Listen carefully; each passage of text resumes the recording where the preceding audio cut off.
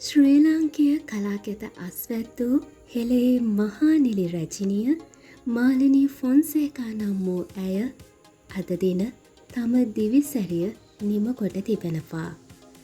ඉතින් මාලිනී ෆොන්සේකාට ආදරය කරන සියලුම රසික හදවත් වෙනුවෙන් ඔබතුමියට නිවන් සුව ප්‍රාර්ථනා කරනවා. හැමදාම ඔබතුමිය අපේ හදවතේ ඉහළින්ම සිටින බව මතක් කරනවා. ඔබ අද අපි ළඟ නැතත්. මං අද ආවේ ආදරේ හොයාගෙන ආවාස් ආදරේ. මට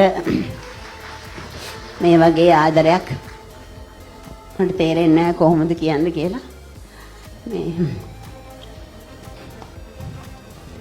මේ හැම දිනම ඇත්තටම අවංකව මං වෙනුවෙන් මේ වෙලාව ගත කරපු එක මට කෝටියක් වටිනවා. අනේ ගොඩාක් ස්තුතියි.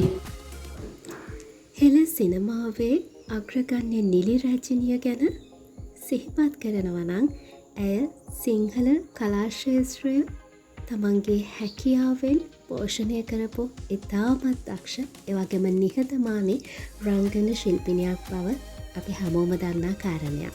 ඉතින් පසුගිය දවසක ඇගේ උපන්දිනය ඉතාමත් ඉහළින් ලාංකීය කලා ක්ෂේත්‍රයේ කලාතුරු එකතු වෙලා බොහොම සතුටින් උද්‍යෝගයෙන් සමරුවා. මම හිතනවා ඇගේ ජීවිතය ඇයලට ඉතාමත් සුවිශේෂී අවස්ථාවක් ඒක. ඉතින් ඒ දසුන් දැක්කහම මම හිතනවා ඇයට ආදරය කරන හැමෝගෙම නෙතකට කඳුලක් උනන්නට ඇති කියලා. ඇය ගැන සැකෙවින් මතක් කරනවා නම් ඇගේ සම්පූර්ණ නම වෙන්නේ රානි මාලිනී සුමිත්‍රා පීරිස් ෆොන්සේකා. ඇගේ උපන්දිනය 1947 මැයි මස 30 වෙනිදාට යෙදුණා. උපන් ස්ථානය වෙන්නේ රත්නපුරේ. ඒ වගේම ඇය වෘත්තීය මට්ටමින් නිලියා චිත්‍රපට නිෂ්පාදිකාවක්, ඒ වගේම මනෝවිද්‍යාඥවරියක්. ඒ විතරක් නෙවෙයි තවත් බොහෝ අංශ ගණනාවක් ඇගේ දක්ෂතාවයන් ඔස්සේ නියෝජනය කළ බවත් මතක් කරන්නට ඕනි. ඒ විතරක් නෙවෙයි අය සම්මාන විශාල වශයෙන් දිනාගත්තා.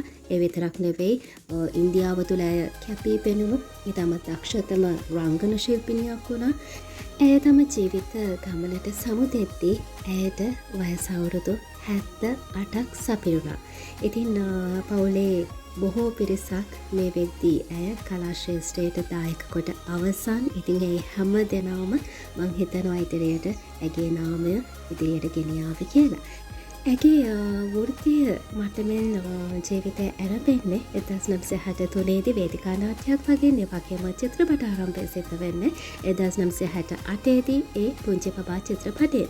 මේ වන විට ඇය චිත්‍රපට 150කට වැඩි ගණනකට රංගනයෙන් දායක වෙලා තියෙනවා. ඒ හැම චිත්‍රපටයක්ම පාහේ ඉහළින්ම ජනාදරයට පත් වෙලා තියෙනවා.